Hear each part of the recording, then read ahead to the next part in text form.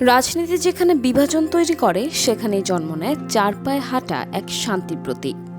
আমাদের চারপাশে এমন কিছু গল্প আছে যেখানে কোনো নাটকীয়তা নেই, তবুও মন আটকে যায়।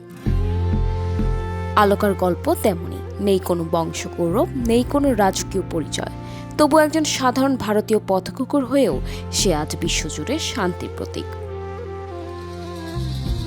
ভারতের এক অচেনা রাস্তায় শুরু হয় আলোকার জীবন। বাদামি সাদা গায়ের রং, কপালের হৃদয় আকৃতির একটি চিহ্ন, এই ছিল আলোকার একমাত্র পরিচয়। একদিন সে হঠাৎ করেই যুক্ত হয়ে পড়ে বৌদ্ধ ভিক্ষুদের একটি দলে। সেদিন থেকেই সে আর পিছনে ফিরে তাকায়নি। বৌদ্ধ ভিক্ষুদের এই পদযাত্রার নাম ওয়াক ফর পিস বা শান্তির জন্য পদযাত্রা। এটি আয়োজন করছে হুয়ং দাও বিপাসনা ভাবনা কেন্দ্র। উদ্দেশ্য একটাই, শান্তি, করুণা ও দয়ার বার্তা ছড়িয়ে দেওয়া। ভারতে ভিক্ষুদের সঙ্গে 100 দিনেরও বেশি সময় ধরে হেঁটে আলোকা হয়ে ওঠে এই যাত্রার অবিচ্ছেদ্য অংশ। এরপর শুরু হয় যাত্রার নতুন অধ্যায়। যুক্তরাষ্ট্রের টেক্সাসের ফোর্ট ওয়ার্থ থেকে শুরু হয় ওয়াশিংটন ডিসিতে শেষ হওয়ার কথা এই পদযাত্রার।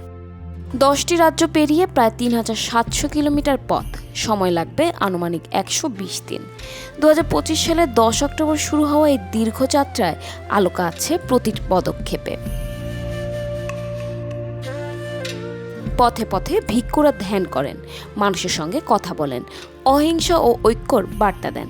আর আলোকা, সে শুধু হাঁটে, কোনো বক্তব্য নেই, কোনো স্লোগান নেই, তবু তার উপস্থিতিই যেন সে শিক্ষার প্রতিফলন।